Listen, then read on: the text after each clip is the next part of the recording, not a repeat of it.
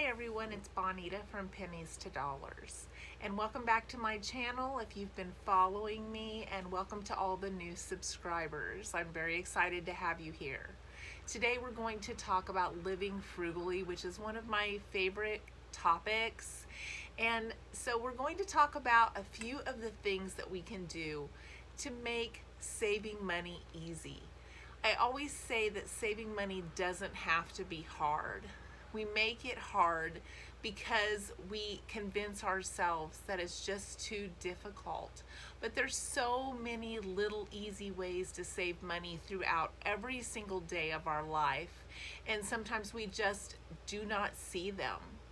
When I grew up, there was always a jar of buttons in our house.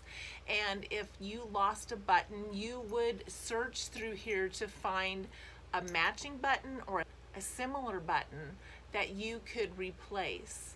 And if it was down low where you tucked in your shirt, you would maybe even take time to switch out the buttons so the button that didn't quite match would be tucked in and that you wouldn't see it. We have gotten where we just do not have anything be the least bit difficult these days. Back in my parents' era, there was always the sayings, make do or do without. Use it up, wear it out. And there were even commercials that would say a little dab will do ya. All of those things were the thought process of that era to save wherever you can. But nowadays we have the sayings of easy come, easy go. There's easy access. We treat ourselves, we reward ourselves, and all of those are the more common things that we hear today. And those are the things that make us spend money when maybe we ordinarily wouldn't spend money. We've become wasteful.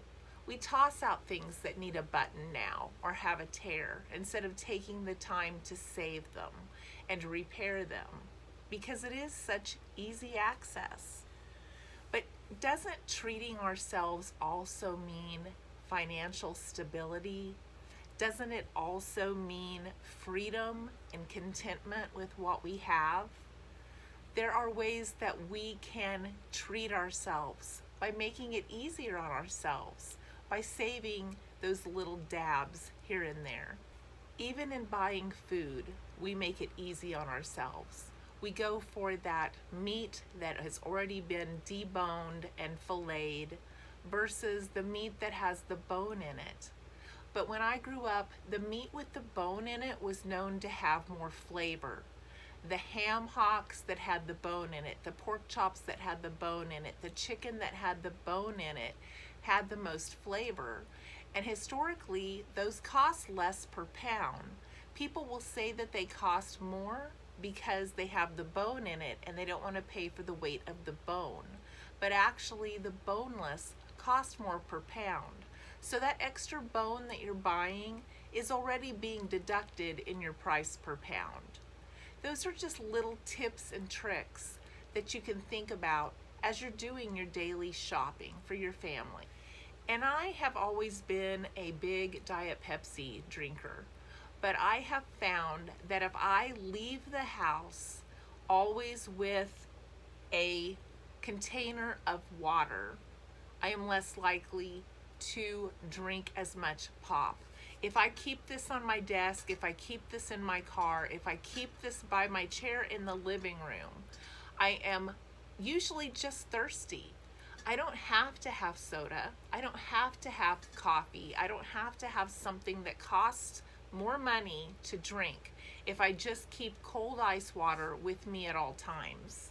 My daughter got me this container and it is actually better than the Yeti that I was gifted. It keeps my ice cold for probably 12 to 14 hours. I even keep it by my bed at night. So just little tips and tricks like that. If you can just keep this with you and never leave the house without it and always have it by your side, you'll be less tempted to buy those things or to drink those things that you already have on hand that cost more than plain old water. And then one little tip or trick that maybe you know, but store brand and name brand are sometimes made by the same company. My husband and I owned a grocery store for many years, and our Nature's Own bread made by Earth Grains also made the Mrs. Freshly's, also made the Tasty Cake, and also made the Best Choice bread. They made the generic types that cost less, and they also made the more expensive name brand. A lot of times you are just paying for that packaging because it's all coming from the same bread warehouse and bakery.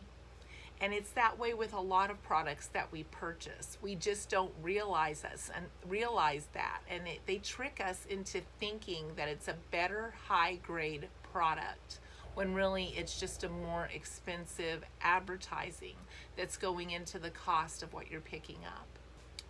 My husband and I were gifted a Sleep Number bed by my in-laws when we were married a number of years ago. And it has two sides that you can adjust on your own, and his side started going flat. We've had to purchase, I think, my side in the past as well, but it's been a long, long time.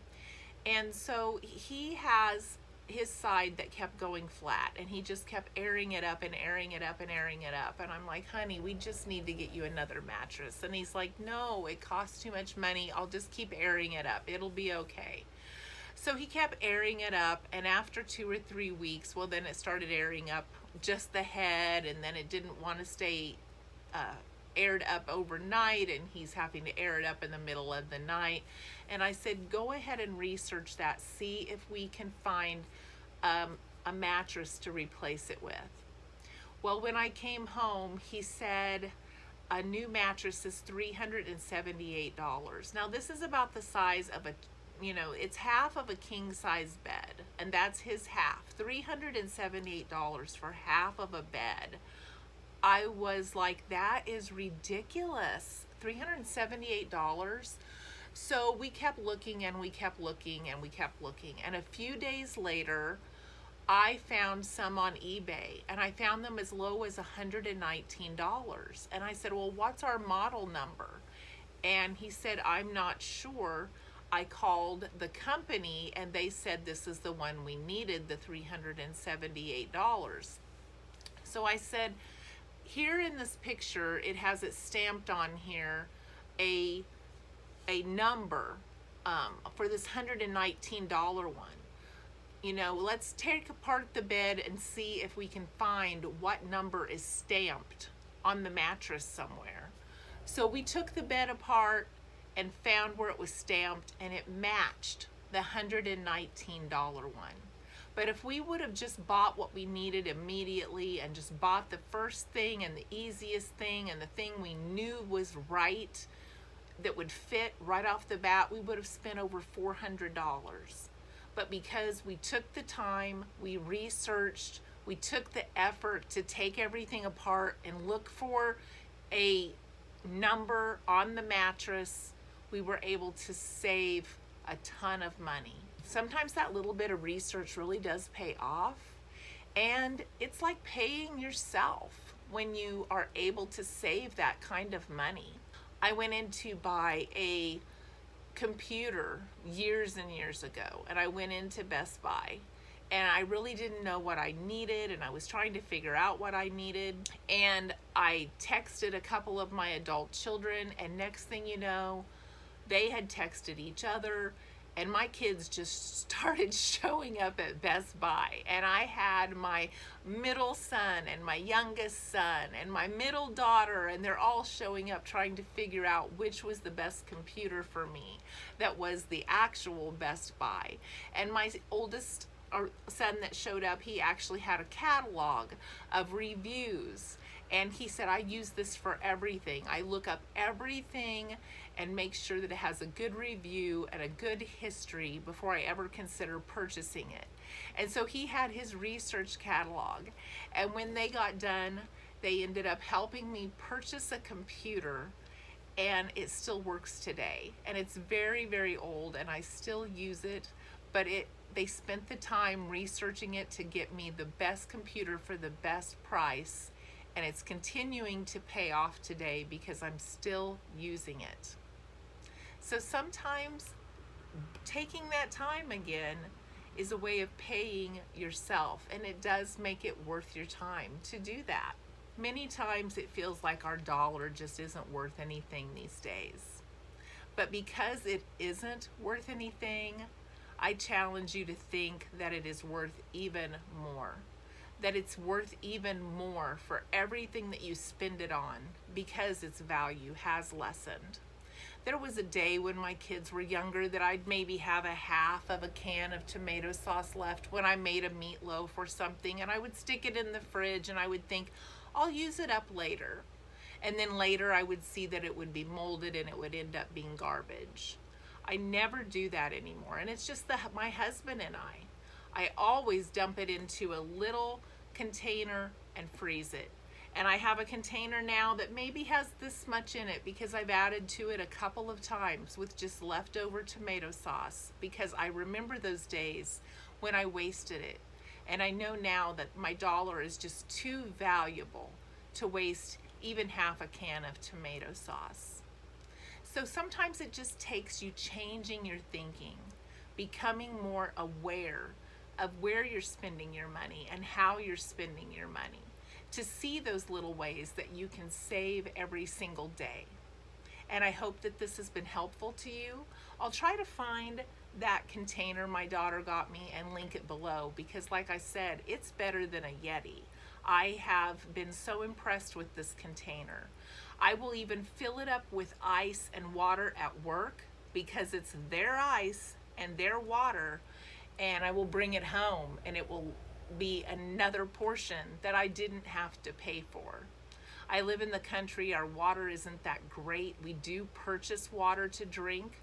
We use our water to wash dishes and to take showers and to water our plants, but we don't use it to drink. So I bring that extra ice and water home in my cup every time that I have a day that I have to go to the office, and it just saves me a little bit more. All those little bits add up. You have a great day, and thank you for listening today.